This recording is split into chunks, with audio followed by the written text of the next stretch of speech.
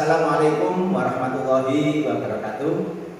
Ekosistem sekolah yang baik dan kondusif dapat mendorong peserta didik untuk mengembangkan potensi terbaiknya.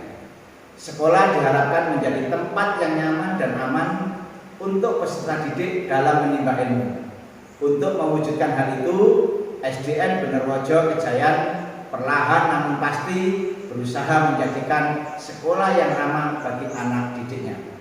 Itu marilah kita ikuti percakapan antara Pak Bejo dengan Pak Imron terkait dengan kekerasan yang terjadi pada anak di sekolah. Begini Pak Imron, saya sering mendengar tentang kekerasan pada anak di sekolah.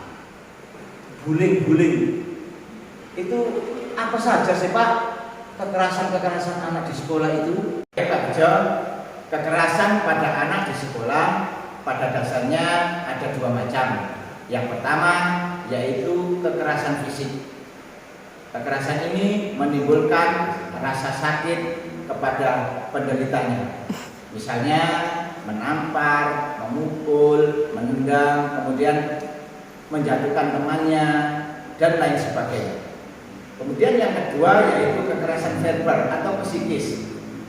Kekerasan ini mempengaruhi kesehatan mental bagi penderitanya, seperti bagaimana mengejek, menyerang, menghina, dan lain sebagainya. Terus penyebab anak melakukan kekerasan pada teman-temannya itu apa saja Bapak? Adapun penyebabnya yang pertama adalah pengaruh lingkungan, yaitu terdiri dari keluarga, tempat tinggal, dan sekolah. Yang kedua, meniru. Anak-anak senang meniru apa yang ia lihat, apa yang ia tonton melalui tayangan-tayangan di televisi, di HP, ataupun yang mereka lihat secara langsung. Yang ketiga, modeling. Anak terkadang mengidolakan seseorang, mengidolakan tokoh. Nah, inilah yang mereka tiru, mereka jadikan panutan. Dan yang keempat adalah kurangnya kasih sayang, kurangnya perhatian baik dari orang tua, guru maupun orang-orang di sekelilingnya.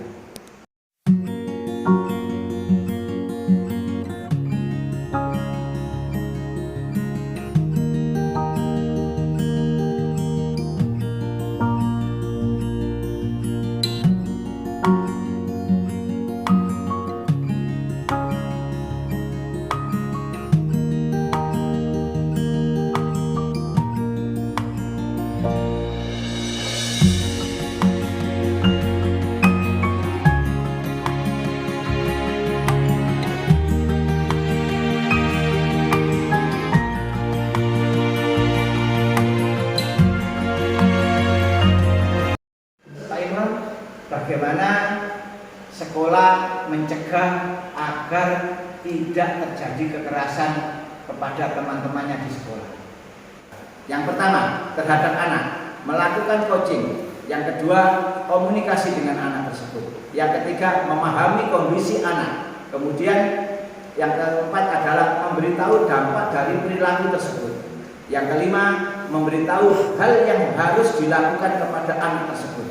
Yang kelima, harus berani mengakui kesalahan dan meminta maaf apa yang telah dilakukan. Yang keenam, harus berani mendapatkan hukuman sebagai konsekuensi dari tindakan yang dilakukan. Yang kedua, yang dilakukan sekolah terhadap kebutuhan anak. Yang pertama, sekolah memfasilitasi kebutuhan belajar anak-anak sesuai dengan minat dan bakatnya. Yang kedua, sekolah memfasilitasi kebutuhan bermain anak-anak melalui kegiatan ekstrakurikuler yang dapat menumbuhkan minat dan bakat siswa. Kemudian mengawasi kegiatan anak-anak selama di sekolah, baik itu ketika pembelajaran maupun ketika mereka bermain. Berikutnya adalah mengajak bermain dengan game-game yang menyenangkan secara bersamaan. Berikutnya adalah membentuk kelompok bermain agar mereka bisa saling memahami, saling mengerti, saling menghargai. Dengan demikian, kegiatan tindak kekerasan atau bullying tidak akan terjadi di sekolah kami.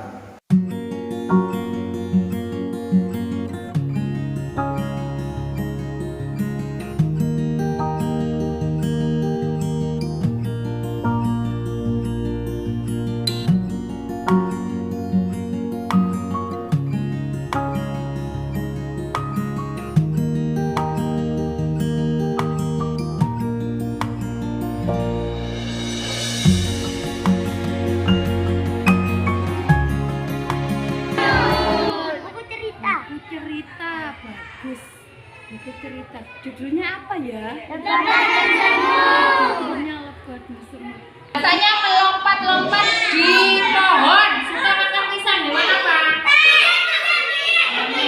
Nama lainnya monyet apa? Yang awalnya huruf K. Apa Mbak?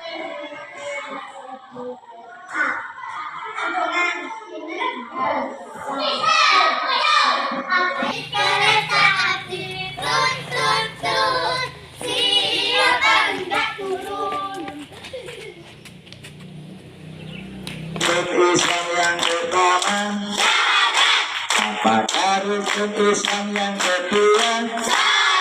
Ketiga bayar zakat, keempat berpuasa, kelima pergi haji naik pesawat. Aku suka hidup sehat bahagia. Aku suka hidup sehat bahagia. Aku suka hidup sehat. Aku suka hidup sehat. Aku suka hidup sehat bahagia. Di sini teman, sana teman, di mana-mana kita berteman. Tak ada lawan, semuanya saling menyayangi.